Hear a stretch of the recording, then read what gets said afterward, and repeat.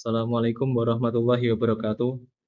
Kami dari kelompok 11 akan mempresentasikan hasil kerja dari kelompok kami, yaitu bab 15 dengan judul Pengambilan Keputusan dalam Ketidakpastian. Dengan anggota kelompok, nomor 1 ada Muhammad Hanafi, yang nomor 2 ada Muhammad Rahul, nomor 3 ada Cindy Elisa Anggraini, yang nomor 4 ada Trinanda Octavian. 1. Keputusan dalam ketidakpastian. Keputusan dibuat melalui beberapa tahap. Keputusan berikutnya tergantung pada keputusan sebelumnya. Keputusan investasi dalam kondisi ketidakpastian dapat dianalisis dengan menggunakan teori pohon keputusan atau decision tree dari Monte Carlo. Keputusan di dalam ketidakpastian adalah proses pengambilan keputusan ketika informasi yang tersedia tidak lengkap, tidak pasti, atau tidak dapat diprediksi dengan akurat. Situasi ketidakpastian ini bisa disebabkan oleh berbagai faktor, termasuk kurangnya data, variabilitas situasi, atau ketidakmampuan untuk memprediksi hasil di masa depan.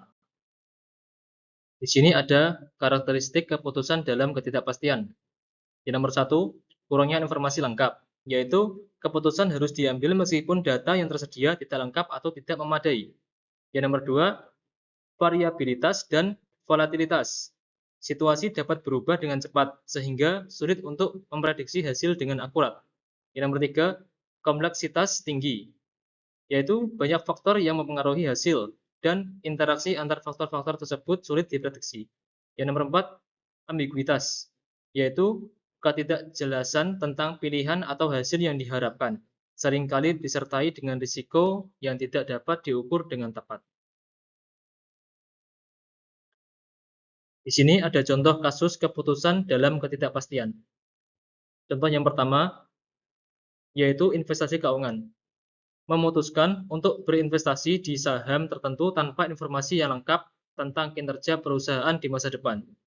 Contoh yang kedua, kebijakan bisnis. Membuat keputusan strategis seperti memasuki pasar baru atau meluncurkan produk baru tanpa jaminan keberhasilan. Yang nomor tiga, perubahan iklim, yaitu mengembangkan kebijakan atau strategi adaptasi terhadap perubahan iklim dengan data yang tidak pasti tentang dampak di masa depan. Berikutnya, pendekatan untuk menghadapi ketidakpastian.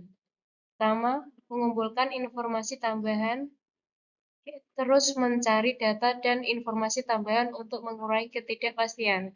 Kedua, analisis skenario. Membuat beberapa skenario berdasarkan kemungkinan hasil dan menilai dampak masing-masing skenario. 3. Manajemen risiko. Mengidentifikasi potensi risiko dan merencanakan tindakan mitigasi untuk mengurangi dampak negatif. 4. Penggunaan model dan alat statistik. Memanfaatkan model probabilistik dan statistik untuk membantu memprediksi hasil yang mungkin. 5. Mengambil keputusan bertahap. Membuat keputusan secara bertahap dan fleksibel memungkinkan penyesuaian seiring dengan munculnya informasi baru.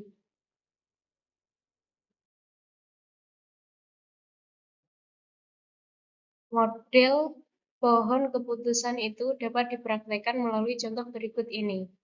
Misal, PT ABX telah mengadakan penelitian di bidang industri sepeda motor dalam kondisi ekonomi resesi yang diperkirakan 0,2, arus kas yang diharapkan Rp14, kondisi ekonomi normal yang diperkirakan 0,5, arus kas yang diharapkan Rp16, dan kondisi ekonomi baik diperkirakan 0,3, arus kas yang dengan perkiraan dalam kondisi ekonomi resesi akan mengadakan investasi sebesar Rp80 pada kemungkinan 0,3 dalam kondisi ekonomi baik ia akan mengadakan investasi Rp120 pada kemungkinan 0,01.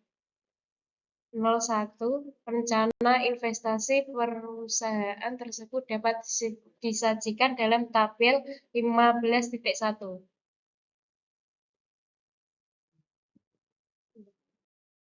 Biaya modal diperhitungkan 12%. Umur proyek 10 tahun. Dari informasi itu dapat disusun sebuah pohon keputusan dan NPV dengan langkah-langkah sebagai berikut. 1. Langkah pertama, menghitung nilai sekarang arus kas dengan tingkat diskon 12% per tahun selama 10 tahun. Pertama, Rp14 dalam kurung PVIFA, 12%, 10 tahun sama dengan Rp14 dikali 5,650 sama dengan Rp79. 2.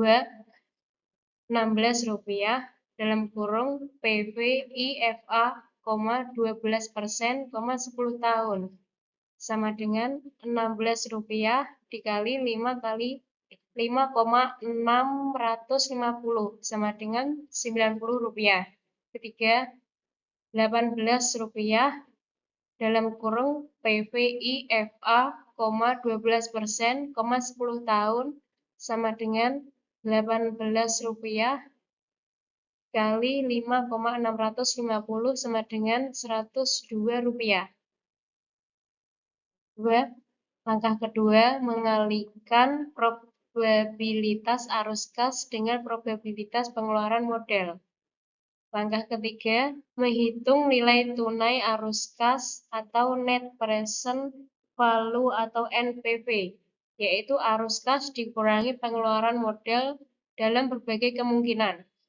Langkah keempat, menghitung NPV yang diharapkan, yaitu probabilitas gabungan pengeluaran modal dengan arus kas dikalikan dengan nilai tunai arus kas. Langkah-langkah tersebut disajikan dalam tabel 15.2. Bisa dilihat dari tabel 16.2, perhitungan probabilitas nilai tunai hasil investasi. Mohon maaf, 12%, 10 tahun dikurangi Rp100 sama dengan Rp16,2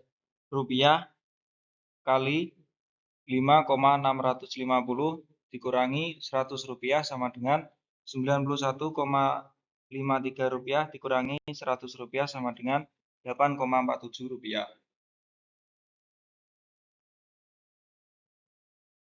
Hasilnya seharusnya sama dengan perhitungan tabel 15.6.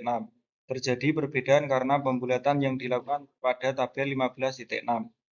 Berdasarkan tabel 15.2 tersebut, manajemen dapat mengetahui kemungkinan yang paling buruk, yang paling baik NPV yang diharapkan, dan dapat mengetahui kemungkinan NPV yang positif sebagai berikut. 1. Kemungkinan terburuk 0,2, besarnya NPV sama dengan Rp61. 2. Kemungkinan terbaik 0,12, besarnya NPV sama dengan Rp22. 3. Berdasar pohon keputusan tersebut, kemungkinan yang menghasilkan NPV positif hubungan antara probabilitas arus kas dan probabilitas pengeluaran modal adalah 0,2 ditambah 0,12 ditambah 0,09 sama dengan 0,41. 2.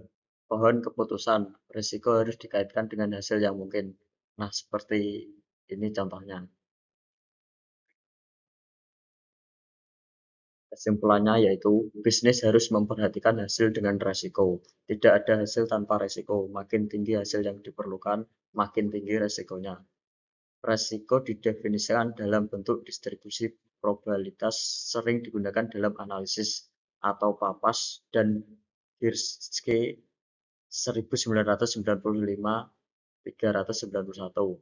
Ekonomi pebisnis pada umumnya menghindari resiko. Menghadapi keputusan dalam ketidakpastian memerlukan kombinasi dari analisis yang hati-hati, penggunaan intuisi yang baik, dan kesiapan untuk beradaptasi dengan perubahan situasi.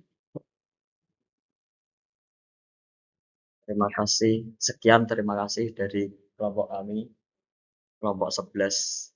Wassalamualaikum warahmatullahi wabarakatuh.